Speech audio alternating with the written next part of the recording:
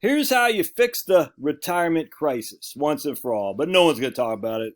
No one's going to talk about it because it goes after a, well, we'll get to it here real quick. So I was reading this right here from the U.S. newest News and World Report. Everybody is rich in the U.S.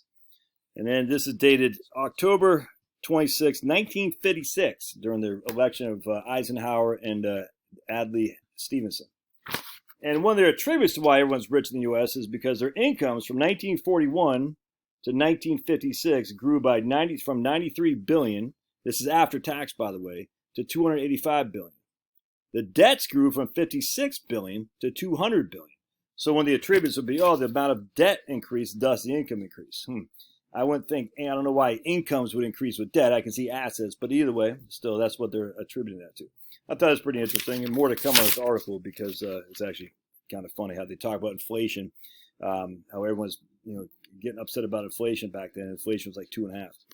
All right, so then I came across this article by Dr. Francesca Ortegren in an unsettling look into the histoire of credit and financial literacy in America. So check this. So here's our nationwide debt to income over years. All right, so you can see in 1950 we had 1.76% was our debt to income. In 2018 we have basically 40% as our debt to income, which I found was interesting because that was the same thing they were griping about back here. In 1941, our debt to income was basically 50%. In 1956, our debt to income was more than 50%. This is how you look at debt to income, by the way. And again, and this is income net of taxes, by the way. So I found that interesting. So now you can say we can make a million different arguments why that only shows 1.76. And one of the things that draws me, I didn't like about here. Debt to income is calculated the average debt per household divided by the median income. That's a stupid way to do that. So debt to income, the average debt divided by the median income. You don't divide an average by the median. But be that as it may, I thought it's still interesting nonetheless. Even if this is 50% wrong, I mean, we have massive amounts of debt to income than we had back then in 1950s. And that's 1950 specifically. Now that's nationwide debt to income, so it's not going to be tracking exactly what this is right here. But you get the gist. We've had a significant increase in debt to income. And remember, debt, frankly, is just how much. I get a mortgage of $500,000. My income is $1 million. My debt to income is 50%, if that makes sense. I get a mortgage of $100,000. My income is $250,000. I get a debt to income of 40%, if that makes sense. That's how you figure it out. Quite simple, actually. So there's not a whole lot of. It's not anything to really get all fired up about, but it just shows you right there. The debt to income, right there, man. It's just a fact. Your total debt divided by your income. So what's interesting here, check this out.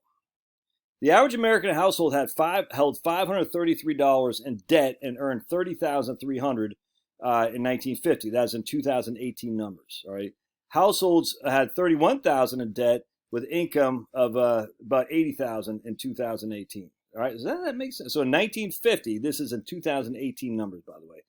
They had $533 in debt for $30,000 in income. Now we have $31,000 in debt for $78,000 in income. Here's where it gets ugly. A revolving debt, which is credit cards, has increased 24,000%. 24,000%. So I said, wasn't that interesting? Everyone's talking about a retirement crisis. We're not saving enough. We're not saving enough. So let's take a look, shall we? The CFPB. This is Elizabeth Warren's thing that she initially started when she was running for Senate. I think she might have been. I can't remember. But it's been corrupt since day one. But be that as it may, it's what we're living with now. Americans pay $120 billion in credit card interest each year. $120 billion. Interesting. $120 billion in credit card interest each year. 2022, Americans reported saving an average of $5,000 a year, with millennials saving $6,000 a year. That's from CNBC. So if we have $120 billion is the amount, right, where was it? $120 billion is the amount of credit card interest. And we have, how many people we got? 330 million in the United States? I can't figure that out. But we have the average American is saving $5,000 a year. You see where I'm going with this? Why don't we regulate these credit card companies?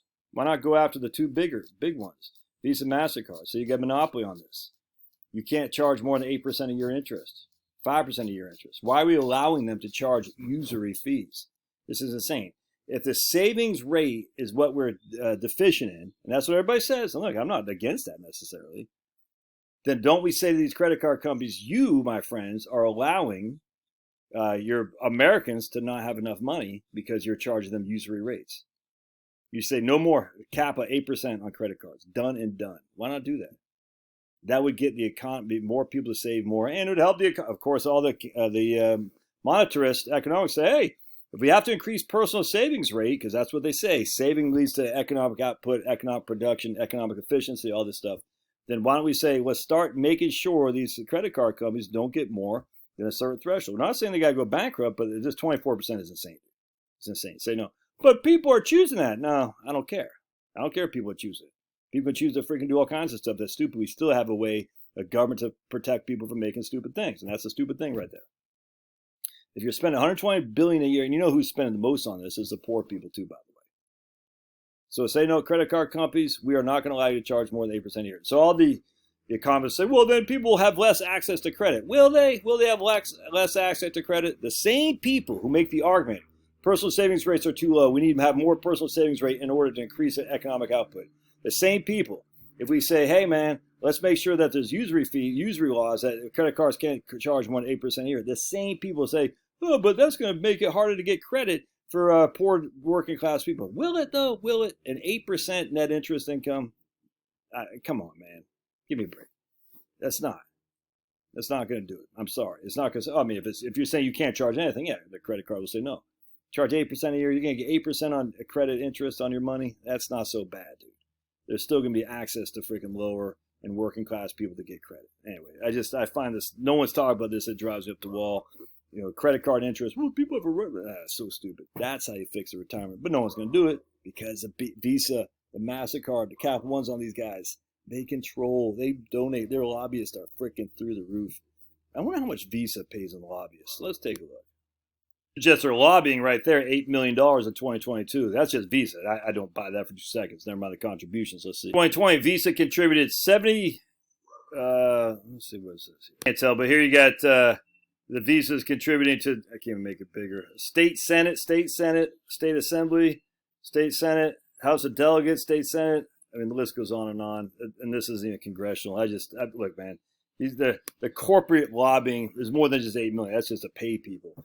They're contributing a crap load of money, tens of millions of dollars, these guys, to get corporations, to get the congressmen and whatnot to stay off their back.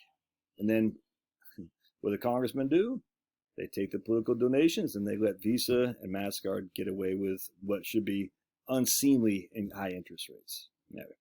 No one's going to do this because it's the way of the world. God bless. We'll see you.